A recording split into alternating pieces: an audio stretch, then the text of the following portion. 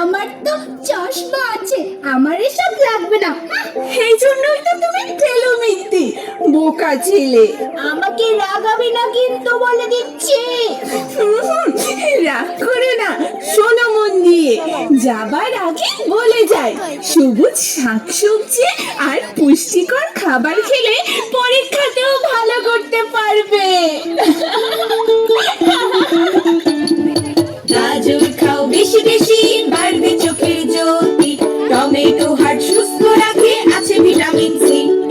গাজর খাও বেশি বেশি, বাড়বে চোখের জ্যোতি। টমেটো হার্ট সুস্থ রাখে, আছে ভিটামিন সি।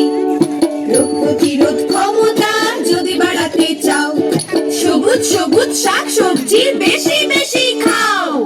আর বলি মিষ্টি আলু, ফুলকপি আর পটল, এসব খেলে থাকবে সুস্থ, শরীর থাকবে অটল। আরো বলি মিষ্টি আলু, ফুলকপি আর পটল, এসব খেলে থাকবে সুস্থ, শরীর থাকবে অটল।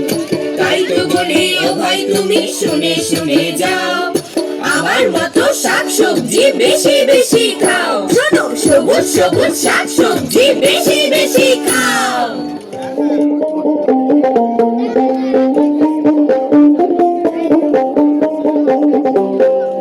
কিরে দীপু, স্কুল থেকে তো হন হন করে চলে এলি, তা কি মনে করে এই মজা পুকুর ঘাটে? কেন রে, তুই পরীক্ষায় ফার্স্ট হয়েছিস বলে মাস্টারদের মতো প্রশ্ন করা শুরু করে দিলি কেন? আরে না না, তা কেন হবে? তুই এই বিকেল বেলায় ঘরে বসে মোবাইল গেমস খেলিস তো, তাই জিজ্ঞেস করলাম। আজ হঠাৎ কি মনে করে এদিকে? অপু, মোবাইল গেমস নিয়ে খবরদার খোটা দিবি না কিন্তু। তুই তুই একদম আম্মুর মতো করছিস। থাক বাবা, মোবাইল গেমস নিয়ে আমার আর কোনো মাথা ব্যথা নেই। এর চেয়ে মজার পুকুর পাড়ে বল্টু মামা আর পন্টির সাথে প্রকৃতি দেখতে দেখতে অনেক আনন্দ আছে। গাছের সাথেও কথা বলা যায়। তুই গাছের সাথেও কথা বলিস? তুই জানিস না, গাছেরও যে প্রাণ আছে, ওদের সাথে কথা বলতে ইচ্ছে করে না বুঝি? ও সব জানার দরকার নেই আমার। আচ্ছা, একটা কথা বলতো, তুই অঙ্কে 100 পাস কি করে? সে তো ওই পানির মতো সোজা। দেখ দেখ, বোয়াল মাছটা কি করে লাফ দিল পুকুরে। ওরকম মাছ আমার বাবার মোবাইলে অনেক আছে। ওটা কি আর জীবন্ত মাছ? অত জীবন্ত মাছ নিয়ে ভেবে আমার কাজ নেই। এই জন্যই তো তুই অঙ্কের ডাব্বা মারিস। কে কে অঙ্কে ডাব্বা মারলো? ও কিছু নয় মামা, তোমার তোমার আসতে এত দেরি হলো যে। আর দেরি, চারিদিকে এত দূষণ। চলো আমরা গাছের নিচে গিয়ে বসি। এই যে মামা, আমি এখানে। তোমরা কেমন আছো? উফ, চারিদিকে যা ধুলাবালি আর অক্সিজেন সংকট। তোমরা কি করছো বলো তো? আমি তো আমার যথাসাধ্য চেষ্টা করে যাচ্ছি মামা।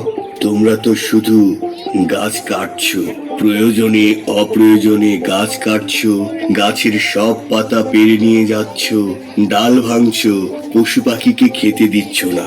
চারিদিকে এত প্লাস্টিক ফেলো যা মাটির উর্বরতা নষ্ট করে ফেলছে। আমরা তো আমাদের শিকড় প্রশস্ত করতে পারছি না, তবু তোমার কথা মতো সূর্যের আলোর দিকে আমার আরো 2টি ডাল প্রশস্ত করে দিয়েছি। কিন্তু কিন্তু কি? দেখো না মামা, তোমার পন্টি আমাকে শুধু বিরক্ত করছে। কই না তো, আমি তো শুধু বাতাস দিচ্ছিলাম। রোদ এত বেড়া হয়েছে যে বাতাস দিয়ে গরম হৃদয় করতে হচ্ছে। দেখলে তো মামা, সবাই শুধু আমাকে বিরক্ত করে। থামো থামো তোমরা, তোমাদেরকে একটা খবর দেই। অমর 21 বই মেলা যে শুরু হচ্ছে, তোমরা কেউ কি জানো? বই তো অনলাইন থেকেই কেনা যায়, এর জন্য আবার মেলার কি প্রয়োজন? এই জন্যই তুমি ফেলো মিথ্যে। বই মেলার মজা বুঝবি কি করে? মামা, বই মেলার গল্প মায়ের কাছে অনেক শুনেছি, কিন্তু কখনো যাইনি। বই পড়তে হলে বছরে একবার বই মেলায় যেতেই হবে, না হলে নতুন বইয়ের আনন্দ তোমরা পাবে কি করে? অবশ্য মন্দ বলেনি, এখন তো সবাই ঘরে বসে অনলাইনে বই কেনে। হ্যাঁ, সেটা তো আমিও কিনি।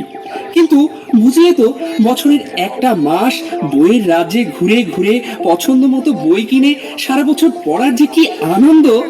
আর হঠাৎ জরুরি দরকার পড়লে তখন তো অনলাইনে বই কেনাই যায়, তবে মেলায় না গেলে বইয়ের আনন্দ বুঝবে কি করে?